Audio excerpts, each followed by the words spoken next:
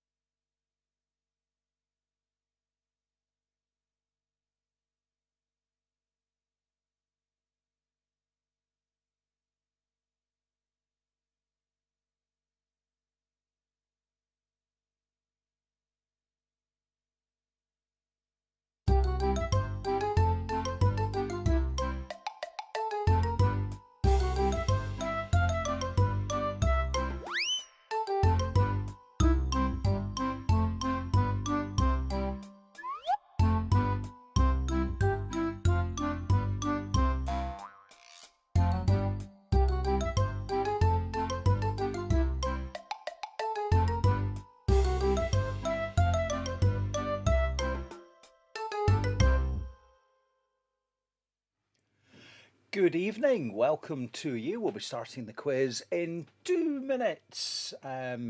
We've got at least 7 connections already. Great to see you after a couple of months off. Easter, General Assembly, other bits of busyness kept our quiz away. So, couple of moments and we will begin. Do say hello in the chat.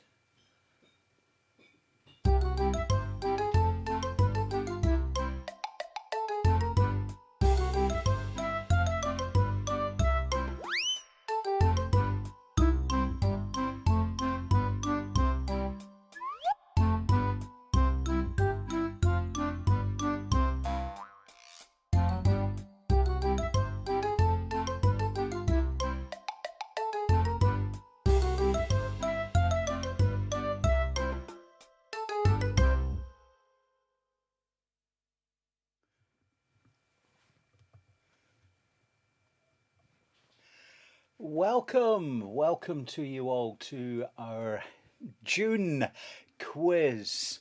Did you miss the April and May ones? The next one is going to be in September, the end of September. So we'll have another wee break over the summer, but here we are, all ready to go for another quiz night. Nobody talking to me in the chat. If you can see the chat to the right hand side, then please do say hello, and between the rounds you can give us a wee update on how your scores are doing. You hearing me okay? Sound level okay? Yep, I think we're good, but let me know if anything is going awry. Okay, I think we're all good to go. Our first round this evening is all about June. All about June. And first technical hitch of the evening. Oh, there we go. There we go. All about June. And the first... Oh...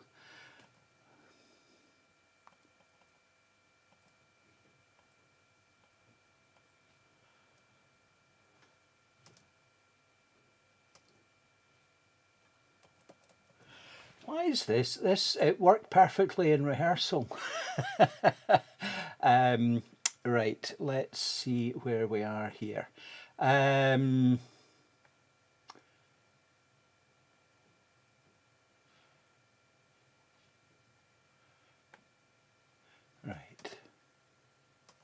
There we go. Okay, we'll do it that way. What is celebrated in the UK on the 3rd Sunday of June? 3rd Sunday of June, recently passed. What was celebrated? Okay, we're going now. And welcome to Mark and Maureen, Andrew and Irene.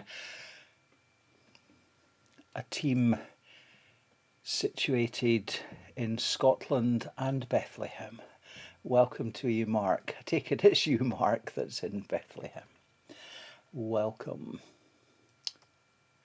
Which cartoon character has nieces named April, May and June? Which cartoon character has nieces named April, May and June? In which year did June Brown first play the role of Dot Cotton in EastEnders?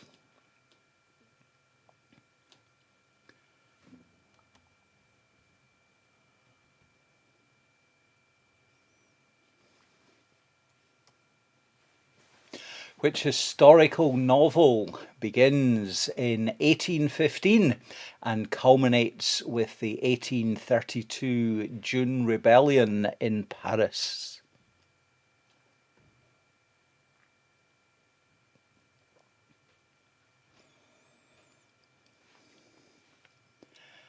And the last question, all about June. What is the total number of days in June multiplied by the number of Sundays it has this year?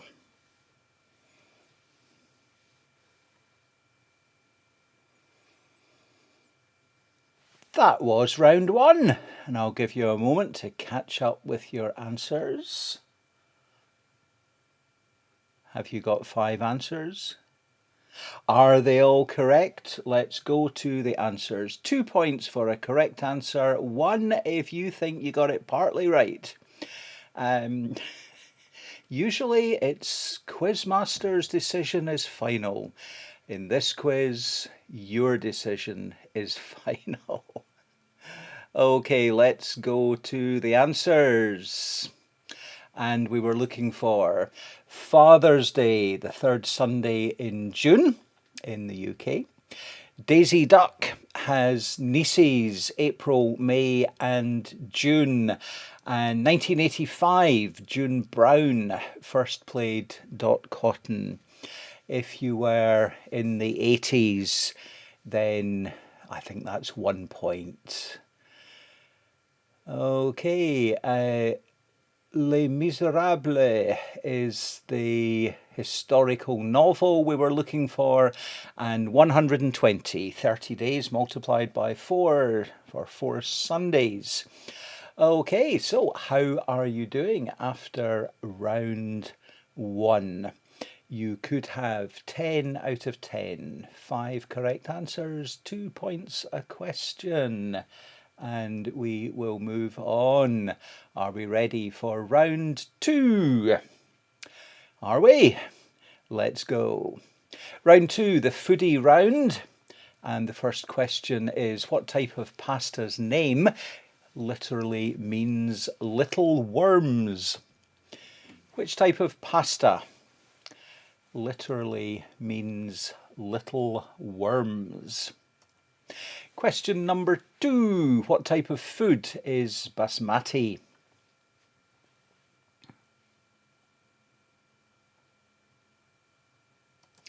Question 3. What ingredient is included in food in a Florentine style?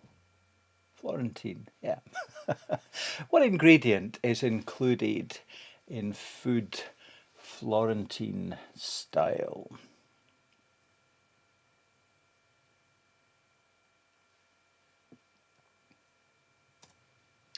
Which fruit is a cross between a blackberry and a raspberry? Which fruit is a cross between a blackberry and a raspberry?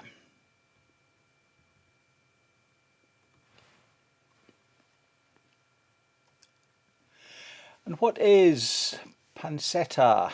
Is it a bread, pork, or cheese? Pancetta.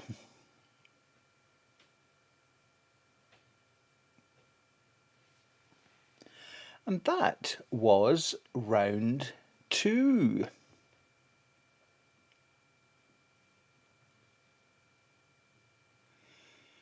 Mark and co did very well in round 1, setting a good target for us at 9 out of 10.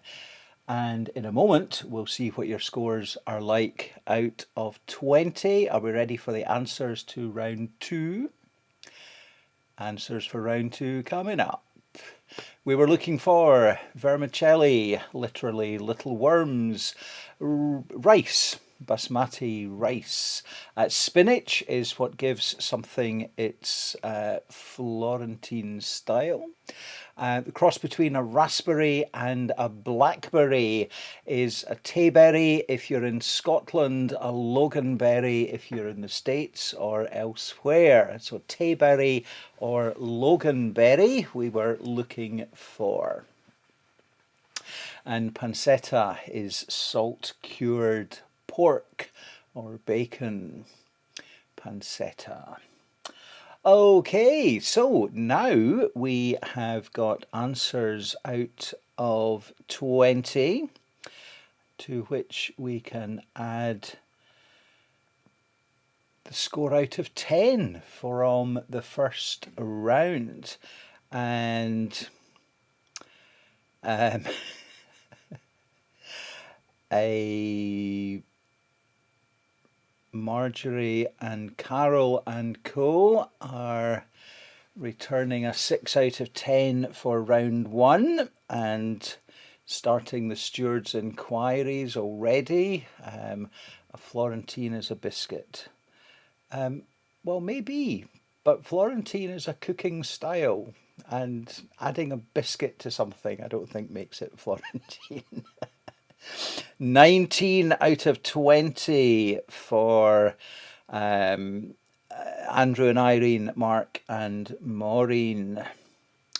Okay, are we ready to move on? Round 3 coming up. Round 3, we're looking for some descriptions about the numbers. So 26, you see what's happening here. We're looking for L of the A. The answer we're looking for is the full phrase, L of the A. No spinach in a biscuit. That sounds like a good plan. 26, L of the A, and I'm looking for you to tell me what L of the A is in full, giving an explanation to the number 26. Does that make sense? I hope so. Okay. And welcome to Eunice and George in Dalgety Bay. George has fumbled his phone settings. Round 2, roll up is 18 out of 20. Oh, close call there. Okay.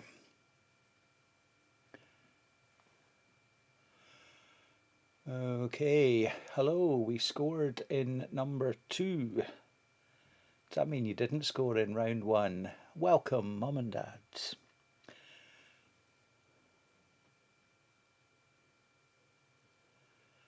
Oh, and Sheila is just joining us just now. Welcome back, Sheila.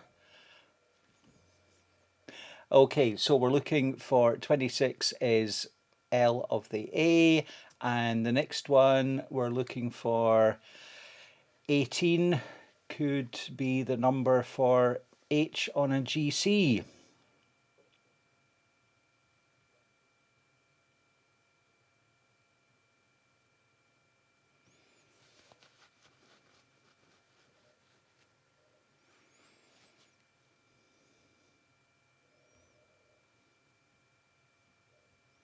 Oh, clarification there. It was we scored 10 in round 2. That's a bit better. Okay. So we have got 26, L of the A, 18, H on a GC, and then we're looking at 29.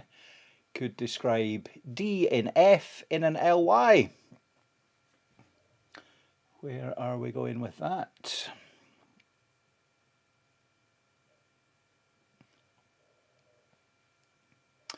And question number 4, 64, S on a CB.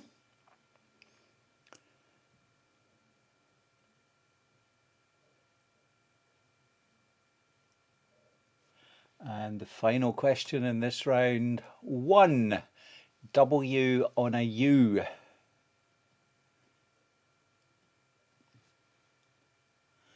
Okay, we'll leave these up for a moment. Maybe you're still trying to catch up on some of those.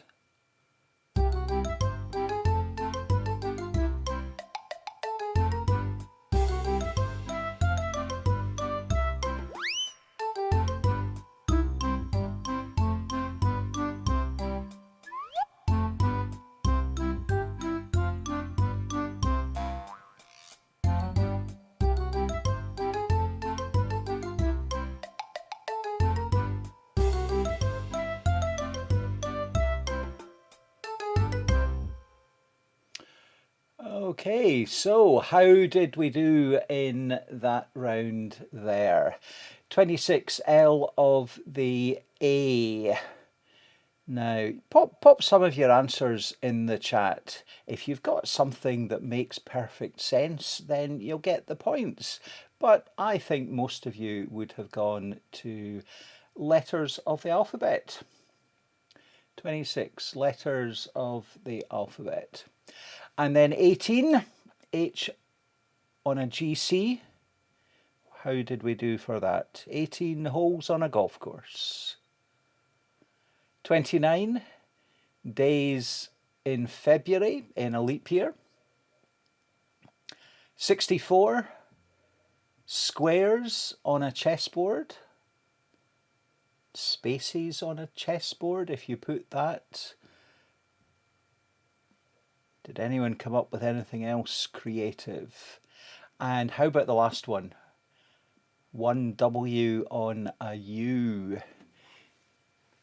Did you get one wheel on a unicycle? No one popping anything in the chat with anything creative that you think warrants the marks. So we shall move on to round 4. Are we ready for round 4? Oh, of course we are. And it's a round about materials. Materials, fabrics, substances and things. Cashmere is a luxury fibre obtained from which sort of animal? Cashmere, a luxury fibre obtained from what kind of animal?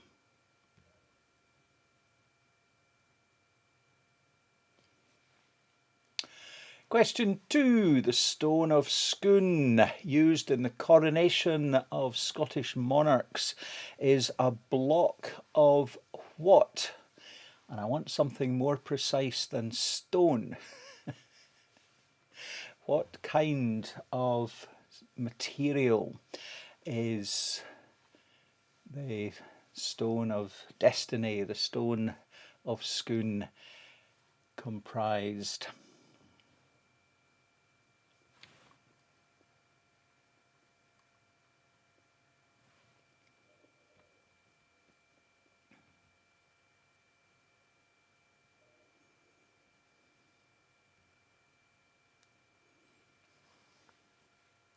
Question 3. Which British city's nickname is the Granite City? The Granite City. Question 4. Spandex is an anagram of expands and is better known by what name in the United Kingdom? Spandex. What do we call it in the United Kingdom?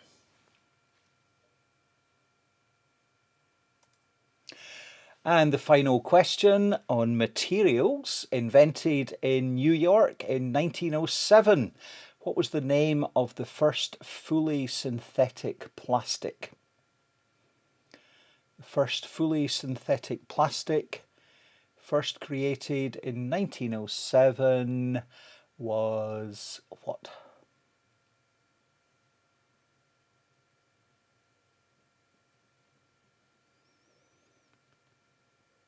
Okay, if you got 5 answers, 5 right ones. Let's go to the answers. Are we ready? Go. We were looking for cashmere goats, red sandstone, Aberdeen, lycra, and bakelite. Anyone saying, oh, we've still got a phone made of bakelite? Okay, so that was round 4. So you have a score out of 40 now. And Carol and co are going to be adding that to their 22 out of 30. after an impressive 10 out of 10 in the last round. Sheila there on 24.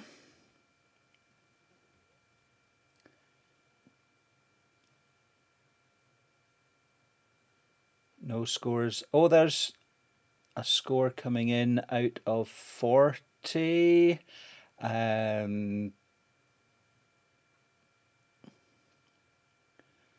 Only 4 there in round 4.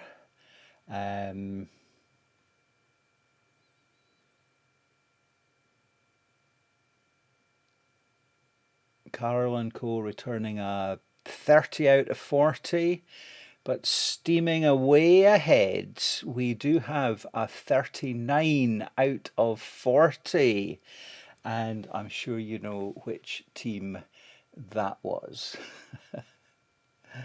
Okay, let's move on to round 5.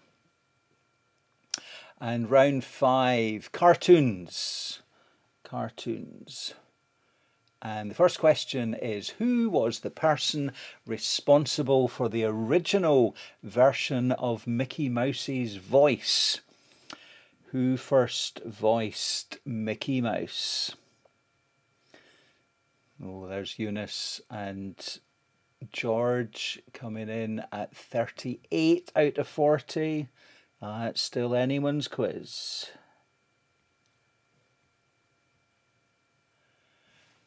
Okay, who originally voiced Mickey Mouse?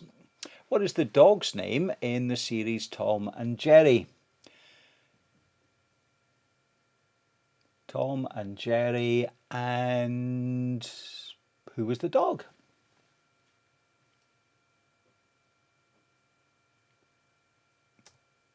Question 3. Which cartoon character serves as the official mascot for Warner Brothers Entertainment?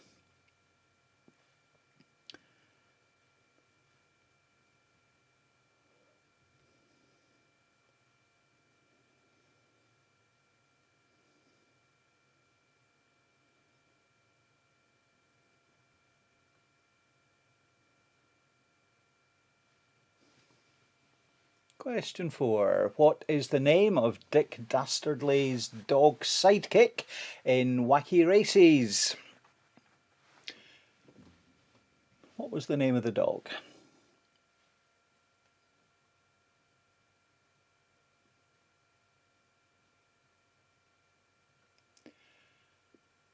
And if these were from rather old cartoons, here's a more modern one for you. What's the name of the snowman created by Anna and Elsa in Frozen?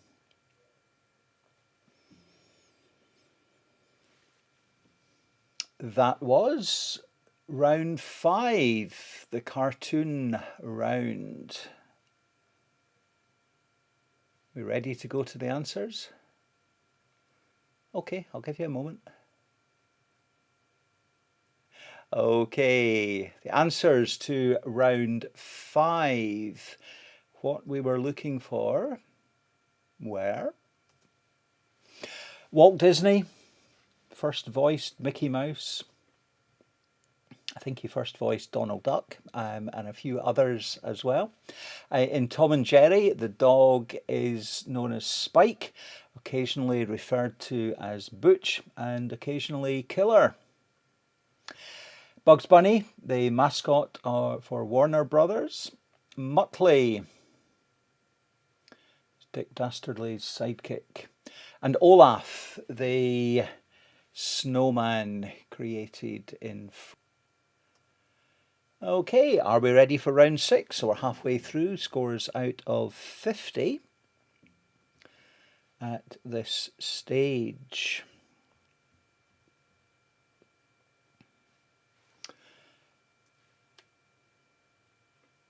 Round 6 is geography, the geography round. What is the only country that borders the United Kingdom, excluding overseas territories?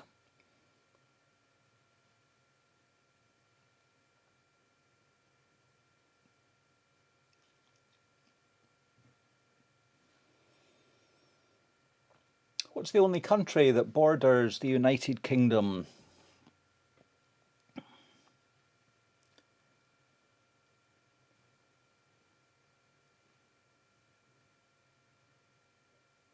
The quiz was tested this afternoon with some of the family, and when given the answer Spain, on the basis that Gibraltar has a border with Spain, that's what caused me to put in the excluding overseas territories. Question 2, how many time zones does Australia have?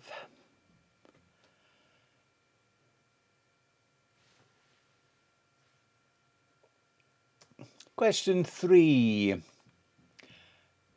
Name a 4-lettered country in Africa.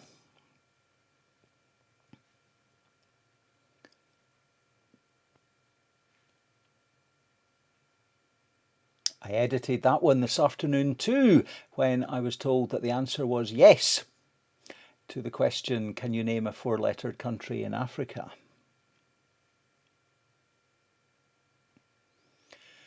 So we're looking for the 4 letters, spelling a name of one of, well, you get extra kudos if you get 2 or 3 of them, but I'm just looking for one. Isn't that generous? What's the official currency of India?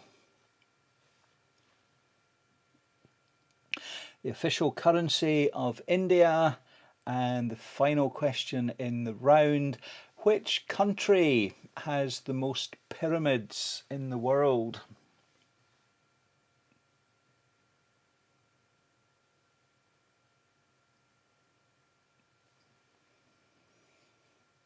Okay, that was your geography questions. The only country that borders the United Kingdom. How many time zones does Australia have? Name a 4-lettered country in Africa. The official currency of India, and which country has the most pyramids in the world. And we'll go to the answers. And they are Ireland, 3. Chad, Mali or Togo, Indian rupee, and Sudan. So how did we do there? Bringing the total scores to a possible 60 at this stage in the game.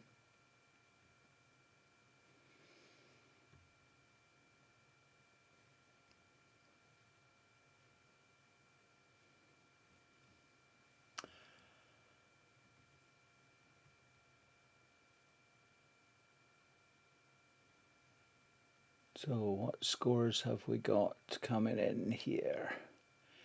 We've got a 38 out of 50 from Sheila, 36 out of 50 from Carol and Marjorie and co. 46 out of 50 from Eunice and George.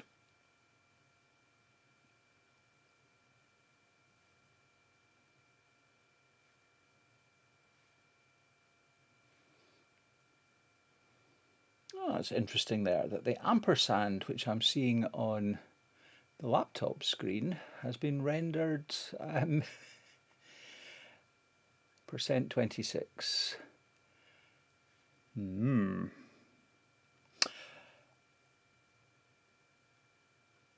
Oh, but that's been changed up to a 52 out of 60.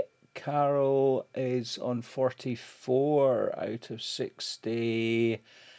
And Mark and co aren't telling us. Maybe it's still 59 out of 60. Maybe. Okay, let's press on ahead. We go to round 7. And round 7, music and literature. And the first question is, Author, cartoonist, illustrator, and poet Theodore Seuss Geisel is popularly known by what pen name?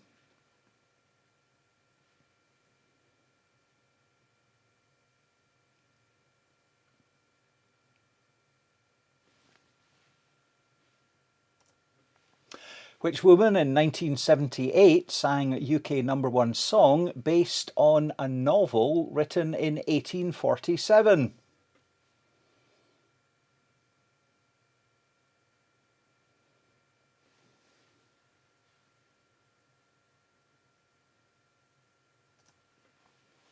In 1948, Eric Blair wrote a book about another year under which pen name?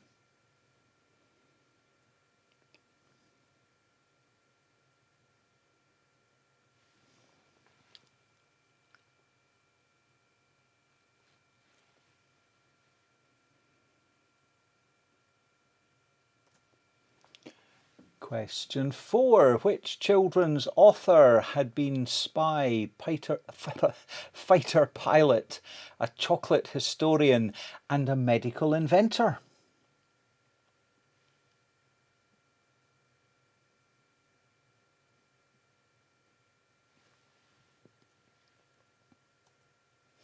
And finally, the children's classic, The Very Hungry Caterpillar, was illustrated and written by whom?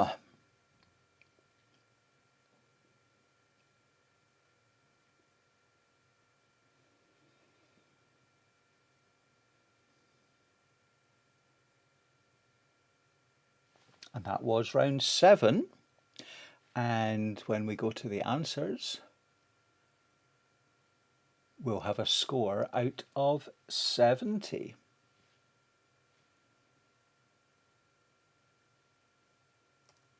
And the answers we were looking for: Dr. Seuss,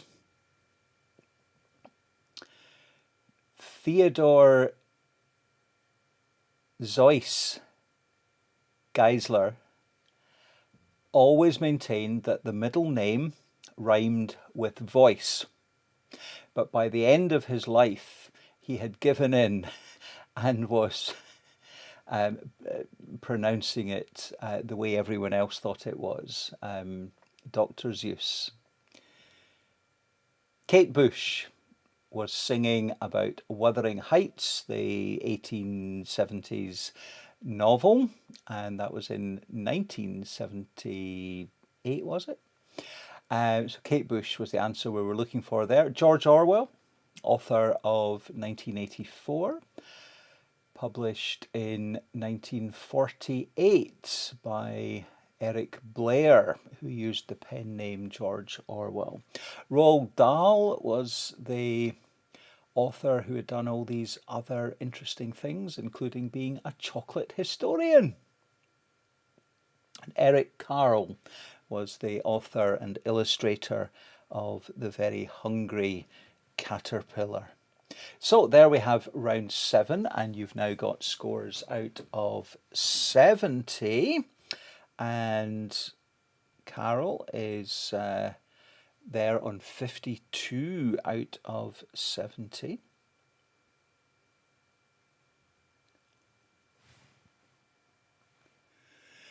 Do we get an extra point for knowing that 1984 was written on Jura?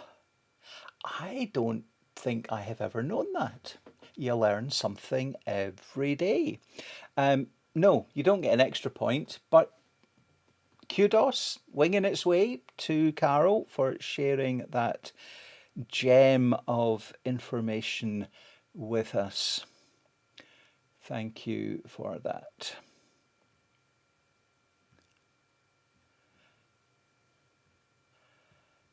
Okay, have we got any other? There's Gordon and Anne at 46, and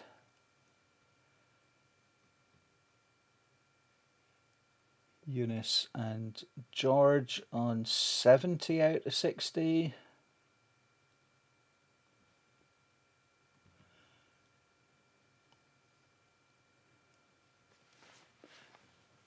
The winning team keeping quiet. I'm sure you're still doing very well. Okay, let's press on to round number 8, which is some general trivia.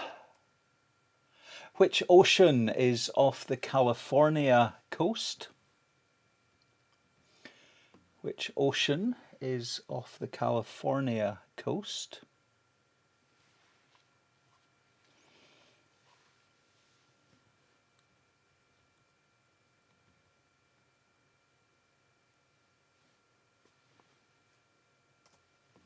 What kind of animal was Abu in Aladdin?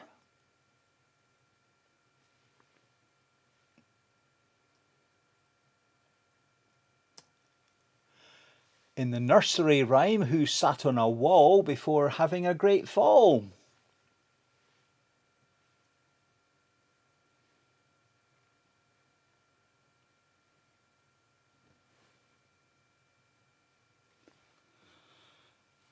Marjorie's telling us that the kudos goes to Marjorie for telling us that 1984 was written on Jura.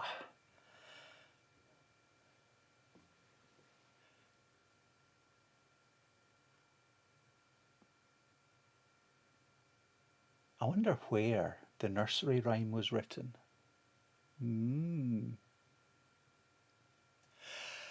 Which animal is the tallest in the world?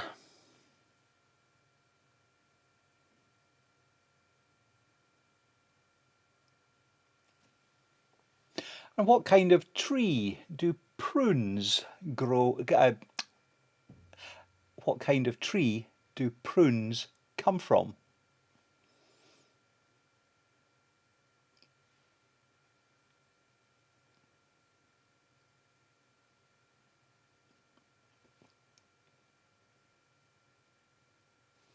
That was round 8.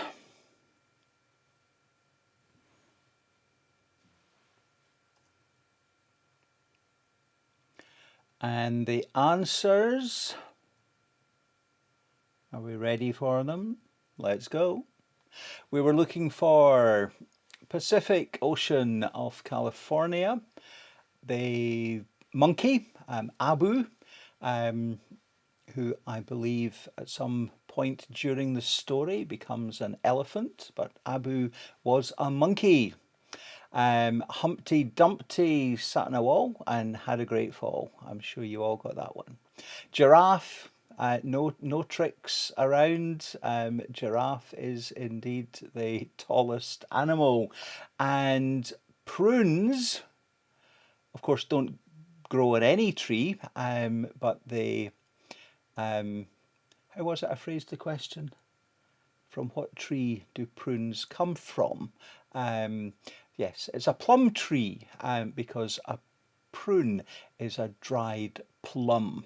Apparently, you can only dry European plums, and there are other kinds of plums that don't dry and don't end up as prunes. So there were the answers for round 8, and you've got your scores out of 80 as we move on. Hope you're enjoying the quiz tonight. Seems no time since we were doing the last one. But it was March. Yeah, we missed April and May. And it was good to see some of you who are here. We're also at the General Assembly in May. That seems a long time ago as well now. Okay, so are we ready for round 9, the penultimate round? In the past, who might have tweeted "Rain stopped, rainbow spectacular, dove back to"? Who might have tweeted that?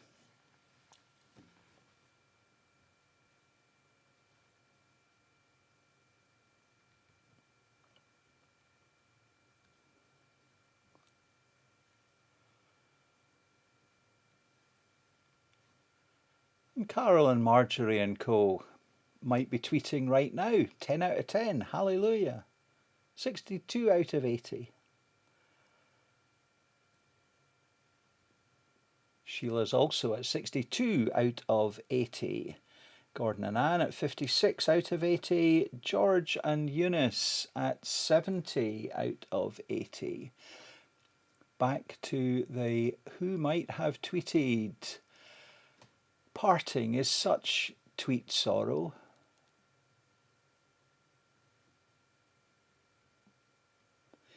Who might have tweeted that?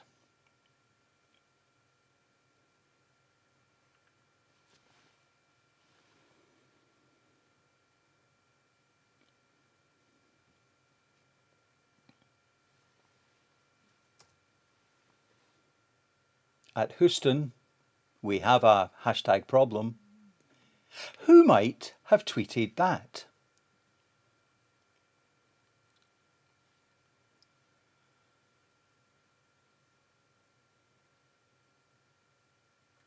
I have a feeling there might be a few 1 point and scores on that one.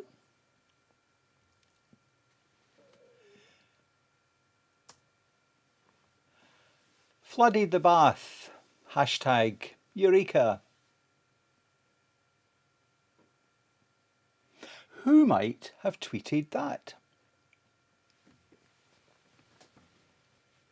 Back in April 2020, when we had the first of our online quizzes, there was a who might have tweeted this, and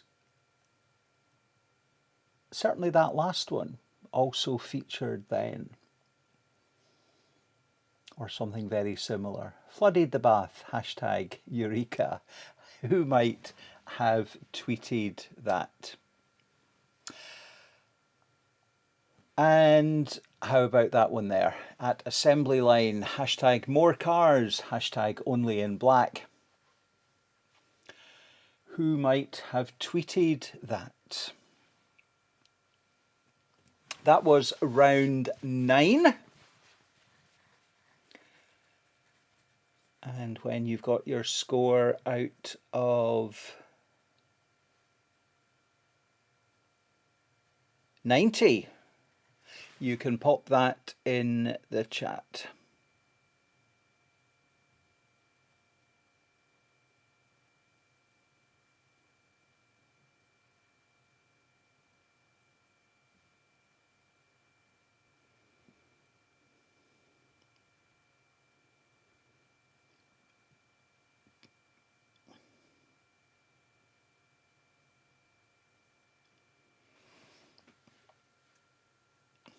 Not seeing any scores coming in yet. We shall press on to the final round.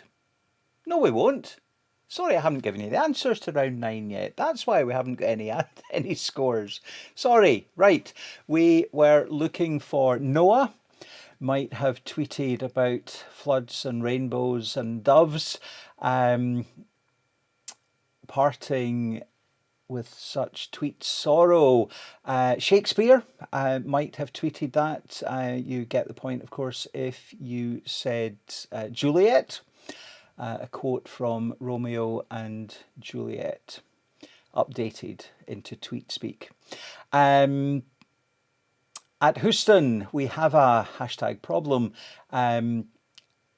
2 points and lots of kudos if you knew that it was Jim Lovell, US astronaut. 1 point if you knew that it was Apollo 13 somebody. And, well, I suppose you're going to give yourself a point if you put a spaceman. An astronaut. Archimedes, hashtag Eureka.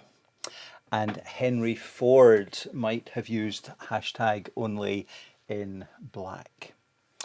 Okay, so that was the completion of round 9. So now you know your score out of 90. And now we are ready for the final round. And I'm going to give you a moment to come up with your scores, and we'll wait a moment until we start again on the final round. So let's have everyone popping in a score out of 90.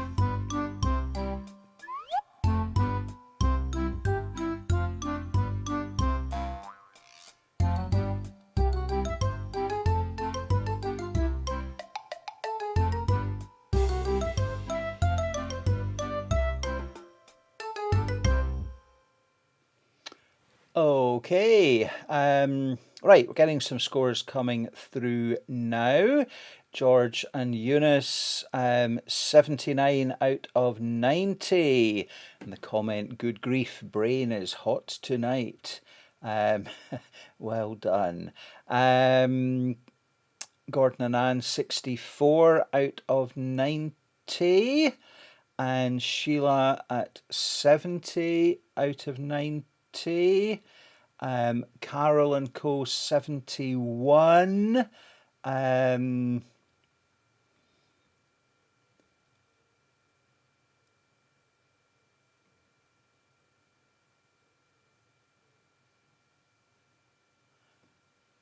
and Irene, Mark and Maureen, 89, is it?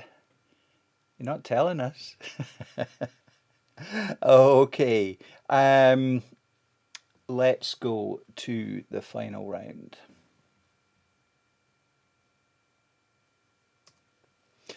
And it's some more bits and bobs. It's not questions about bits and bobs. It really is just another bunch of questions that didn't fit anywhere else. And the first one of them is, what's the name of the fourth book in the Harry Potter series?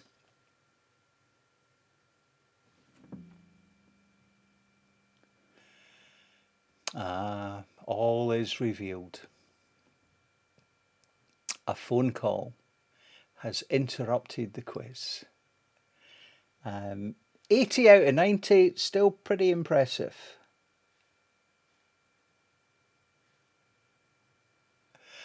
Fourth book in the Harry Potter series. Who played the title character in the BBC series Jonathan Creek?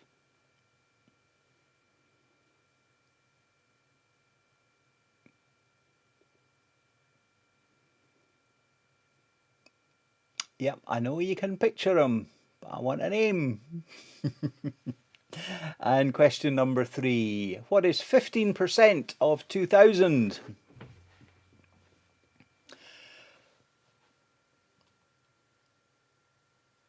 %15 of 2000. Yeah, you can do it. You've got it. Good. Bright Eyes by Art Garfunkel was used in the soundtrack to which 1978 animated film? And the final question in the round and of the quiz is, which metal has the chemical symbol Pb? Which metal has the chemical symbol Pb? Okay, so that was round 10. That was the quiz. And if you finalise your answers for that round 10, we will go to the answers. And they are Harry Potter and the Goblet of Fire. Alan Davies, 15% of 2000 is 300. Watership Down featured the Art Garfunkel music. And lead has the chemical symbol Pb from the Latin plumbum, from which we get, you know, plumber and plumb line and things are from, that Latin for lead. And that was round 10, and you will now have your scores out of 100. So 90, I think, is going to be the highest possible. And the scores are beginning to come through on the chat. Then takes a little moment for them to come through until I can get them on screen.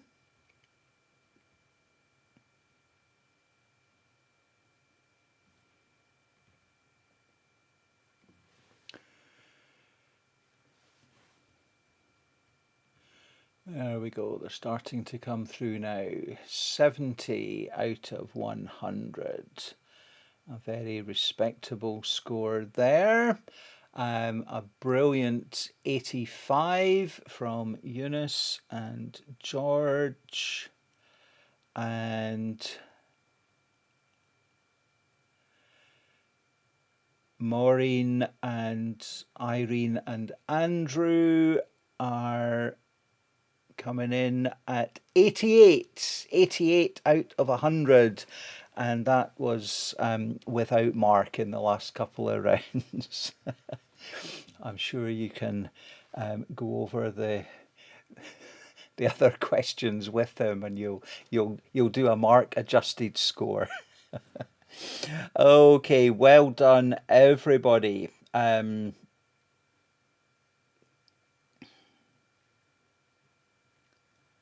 Yeah, there's Maureen and co with their 88, which I think still makes you the winners. Well done indeed. I hope you all enjoyed our quiz tonight. We'll do another one at the end of September.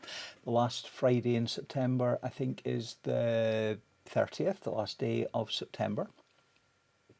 And until then, do let other people know about our online quiz. Good night. God bless you all. Have a great weekend.